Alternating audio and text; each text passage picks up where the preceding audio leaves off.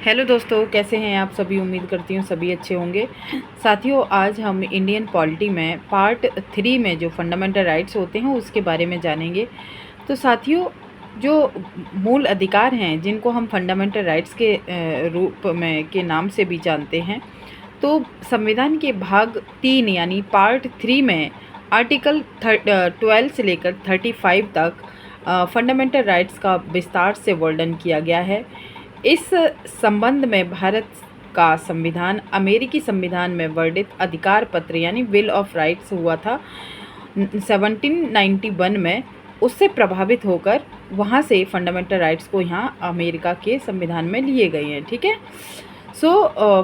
Fundamental rights का जो मतलब होता है, मीनिंग क्या होता है, तो मूल अधिकारों का तात्पर्य राजनीतिक लोकतंत्र के आदर्शों की प्राप्ति से है।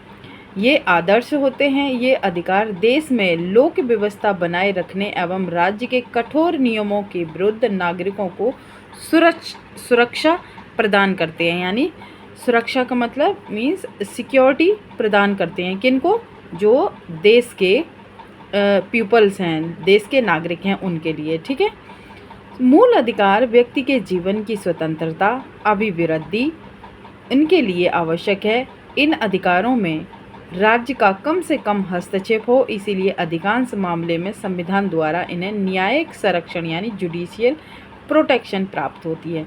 तो फंडामेंटल राइट्स के अगर कोई हनन करता है, किसी भी व्यक्ति के फंडामेंटल राइट्स का हनन होता है, तो वह जुडिशियल प्रोटेक्शन प्राप्त कर सकता है। यानी court, supreme court, high court जा सकते हैं और अपने अधिकारों का संरक्षण प्राप्त कर सकते हैं। ठीक है। संविधान सभा के गठन की योजना प्रस्तुत करने वाले कैबिनेट मिशन की ईयर क्या थी? 1946 में कैबिनेट मिशन किया गया था, प्रस्तुत किया गया था। ठीक है। उसके सुझाव दिया गया था उसमें कि मूल अधिकारों और अल्पसंख्यकों के अधिकारों की अनुशंसा करने के लिए एक समिति गठन किया जाना चाहिए, जिसमें जो संविधान सभा बनी थी उसमें सरदार वल्लभ भाई पटेल की अध्यक्षता में एक परामर्शदात्री समिति यानी एडवाइजरी कमेटी गठन किया गया था। इसके पश्चात जेवी कृपलानी की अध्यक्षता में मूल अधिकारों पर H.C. मुखर्जी की अध्यक्षता में अल्पसंख्यकों के अधिकारों को संरक्षण दिया गया था। राइट।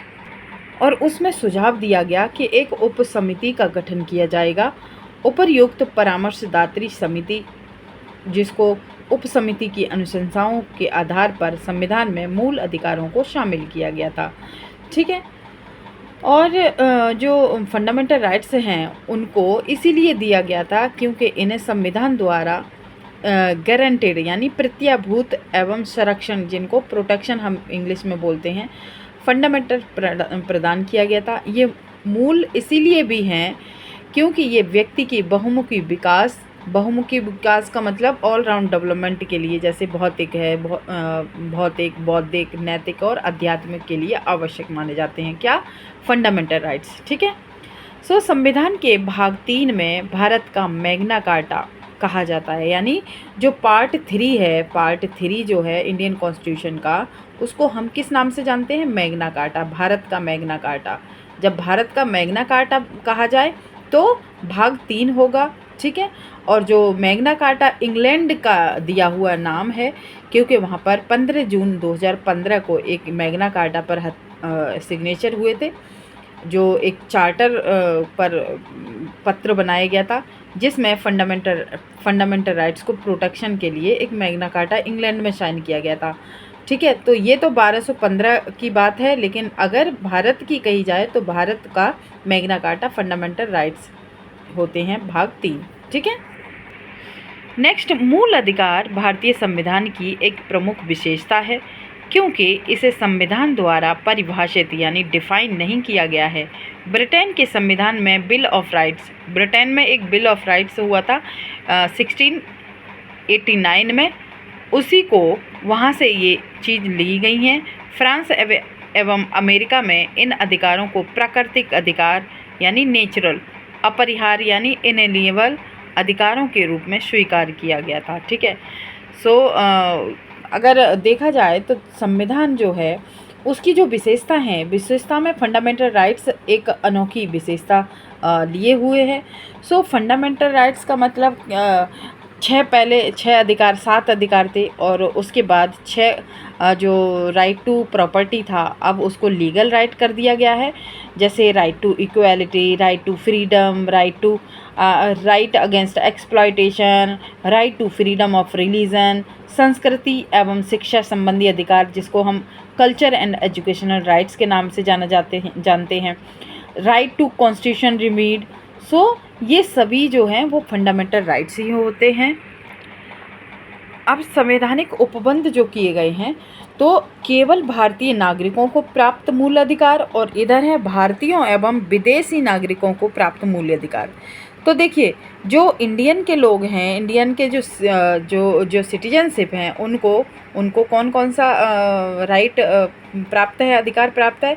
तो पहला देखेंगे, धर्म, मूल वंश, जाति, लिंग या जन्म स्थान के आधार पर विभेद का प्रतिषेध, आर्टिकल 15, यानी नो डिस्क्रिमिनेशन।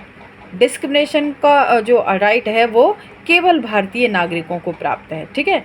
नेक्स्ट है लोक नियोजन के विषय में अवसर की समानता यानी अपॉर्चुनिटी, है ना। तो अपॉर्चुनिटी का जो है वो आर्टिकल 16 है। वाक एवं अभिव्यक्ति की शांतिपूर्ण एवं सशस्त्र रहित सम्मेलन करने की, संघ एवं सरकारी समिति बनाने की, भारत के राज्य क्षेत्र में अबाध संरक्षण एवं बसने की तथा व्यापार की स्वतंत्रता। तो कहा जाए राइट टू फ्रीडम, है ना, राइट टू फ्रीडम यानी 19 आर्टिकल 19, ठीक है, अनुच्छेद 19। अल्पसंख्यक वर्गों के हितों का संरक्षण, ये कौन सा आर्टिकल है, 29, ठीक है।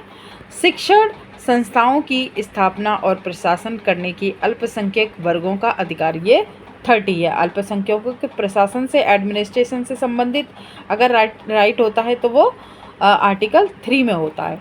तो ये तो बात रही केवल भारतीय नागरिकों को प्राप्त मूल अधिकार, और भारतीयों को और विदेशियों को जो प्राप्त हैं वो ये अधिकार हैं कि विधि के समक्ष समता मीन्स इक्वालिटी, ठीक है। सो विधि के समक्ष समता और विधियों के समान संरक्षण यानी आर्टिकल 14, कि अगर विदेश से कोई भी व्यक्ति आ रहा है और इंडिया का कोई भी व्यक्ति है तो उसे समान ही संरक्षण मिलेगा, ठीक है। नेक्स्ट है 20, अपराधों के लिए दोष सिद्धि के संबंध में संरक्षण। तो ये भारतीयों के लिए भी है लागू ये अधिकार और विदेशियों के लिए भी। राइट टू लाइफ, भाई जीवन जीने का अधिकार सिर्फ इंडियन को ही थोड़ी है, विदेश से जो लोग आ रहे हैं विदेशियों के लिए भी राइट टू लाइफ का आर्टिकल लागू है, क्योंकि अनुच्छेद 21 जो है वो right to education, right to life से संबंधित है। सो वो भारतीयों के लिए भी है और गैर भारतीयों के लिए भी है, यानी विदेशी नागरिकों के लिए भी प्राप्त है ये, ठीक है। नेक्स्ट है शिक्षा का अधिकार। भाई शिक्षा का अधिकार सिर्फ इंडियन को ही तो थोड़ी मिलेगा, इंडियन को भी होगा राइट मिला है पढ़ने का, और विदेशों को भी मिला है, विदेशी जो लोग हैं उनको भी पढ़ने लिखने का अधिकार मिला है, ठीक है। तभी तो विदेशों से आए फॉरेनर जो लोग होते हैं कॉलेज में, स्कूलों में पढ़ाई करते हैं, ITI करते हैं और फिर अपने देश चले जाते हैं, ठीक है। अगर ये अधिकार लागू नहीं होते तो क्या वहाँ से ये लोग यहाँ पर आके पढ़ सकते थे? नहीं पढ़ सकते थे।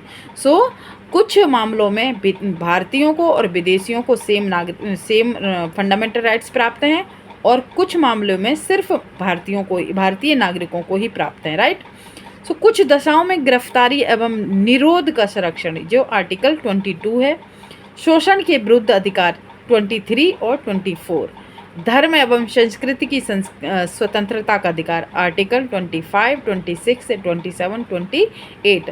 सो ये होता है डिफरेंस की संवैधानिक उपबंध जो हैं केवल भारतीय नागरिकों को जो प्राप्त है मूल अधिकार वो 14 है, 16 है, 19, 29 और 30, और जो केवल भारतीय और विदेशी नागरिकों को प्राप्त हैं वो अधिकार हैं आर्टिकल 14, 20, 21, 21A, 22, 23, 24, 25, 26, 27, 28। सो ये फंडामेंटल राइट्स का डिफरेंस है। बहुत ही अच्छे फंडामेंटल राइट्स दे रखे हैं इस बुक में।